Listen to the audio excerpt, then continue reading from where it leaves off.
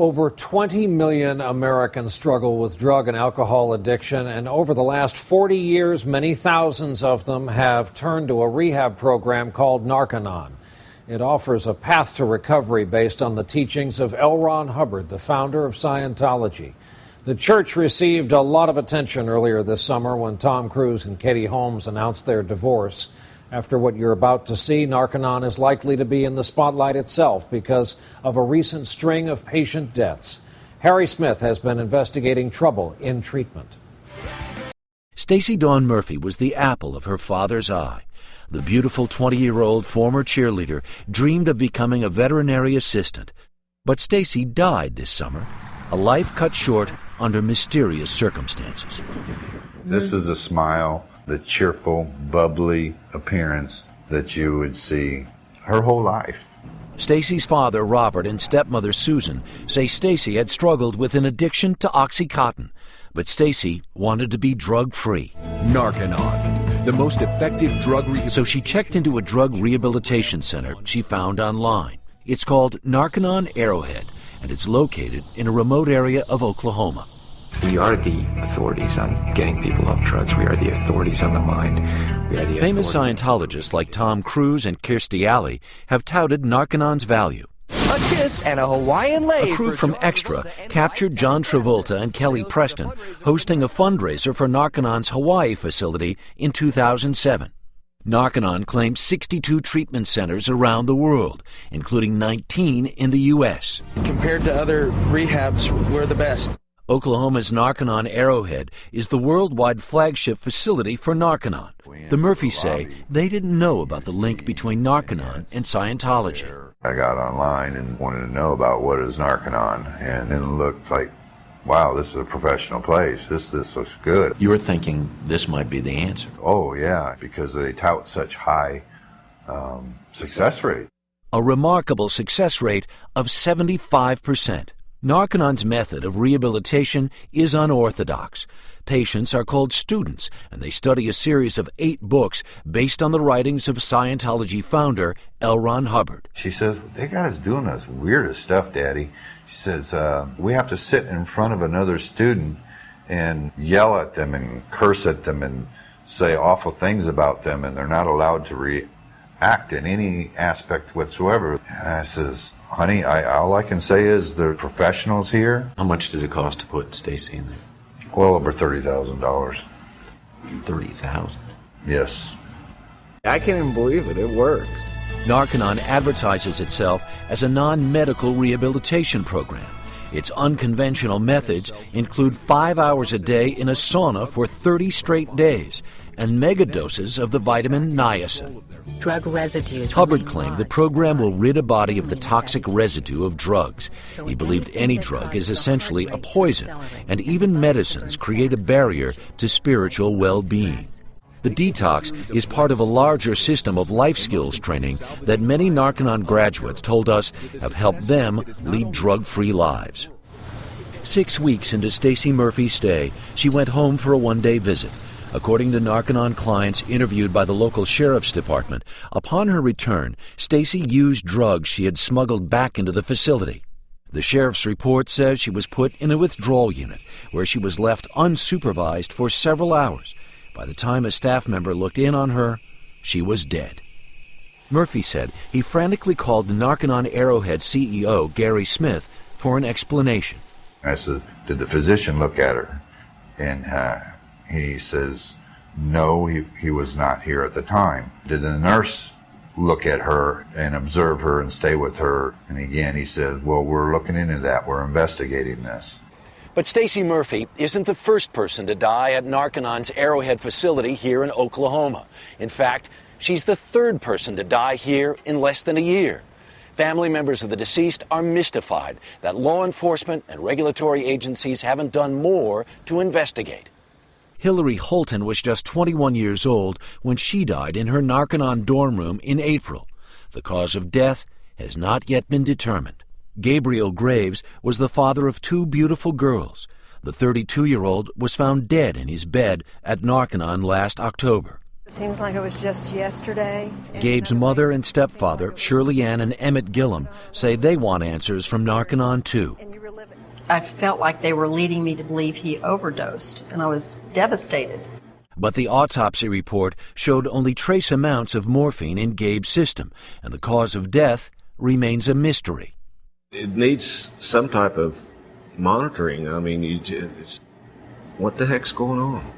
The Gillums say Gabe spoke to them about a drug rehabilitation center that was anything but drug-free, a place Gabe said drugs were used by some as barter for sex. He said that it was one of the easiest places he's ever been to get drugs if you want them.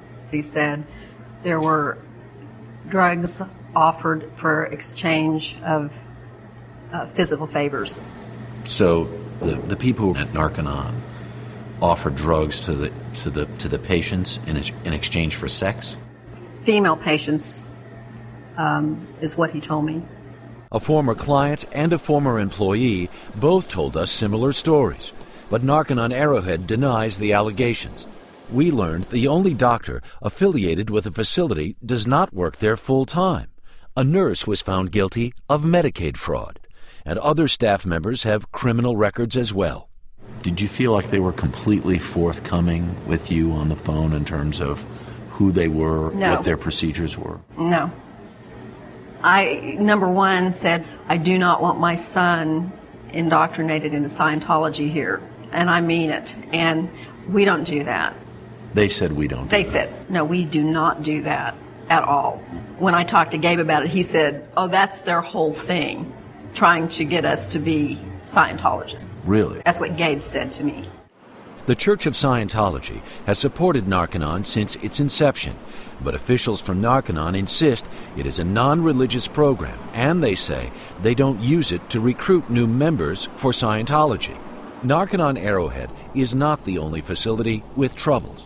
Narconon's largest rehab center in North America, Three Rivers in Quebec, Canada, was shut down in April because it failed to meet new health and safety standards. The health minister said there was no medical supervision and the center posed a risk for the patients. The scam begins. David Love has a history of health and drug problems. He completed Narconon's program at Three Rivers in 2009. At the time, he seemed sold. This place and these books really saved my life. Love says he quickly went from student to staff member. Oh, they offered me a job before I even finished the program. They start grooming patients before they even finish. But what did the training entail? I had to listen to 12 one-hour tapes of L. Ron Hubbard. So nothing about drugs? Oh, no, nothing. You never talk about that ever. Nothing about how to respond to a medical emergency? No, never. A drug overdose? No, never. Was there anybody above you who had medical training? No, the people above me were members of the Church of Scientology from Montreal. Addiction is a disease requiring medical attention. Susan Foster of Columbia University's National Center on Addiction and Substance Abuse says a non-medical approach to drug rehabilitation can be dangerous. What would be the baseline for minimal treatment? Someone trained in addiction medicine or addiction psychiatry, managing the care. But Narconon supporters like Dr. David Root, who has a workplace health practice, says Narconon's holistic approach can and does work. In my experience, the Narconon Hubbard detoxification program is the most effective program for getting students, drug abusers, off of their drugs, and it works. Still, the number of recent deaths at the Narconon Arrowhead facility in Oklahoma is alarming. 3 people have died there in 9 months. When you hear something like that, do alarms go off? Absolutely. You're supposed to go there to recover, not to die. Love says he left Narconon because he concluded the 75% success rate that Narconon advertises is bogus. As a graduate officer, I was the person to determine what the success rate was. I contacted all 720 patients, and I got the results back in about 3 days, and I said, oh my God, it's only 40-something%, and when I see all the staff members that have relapsed, we're down at about 20%. And I said, I'm not going to participate in this conspiracy to defraud the public. It's illegal. We can't do this. Narconon International declined our request for an on-camera interview, but sent us a statement saying 3 out of 4 Narconon graduates are able to live stable, drug-free lives.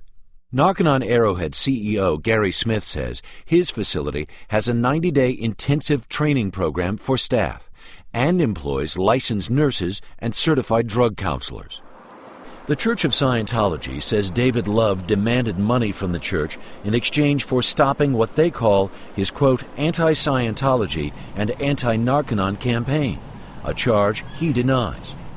As for the deaths at Narconon Arrowhead, Smith says he would like to comment, but can't, due to federal privacy laws.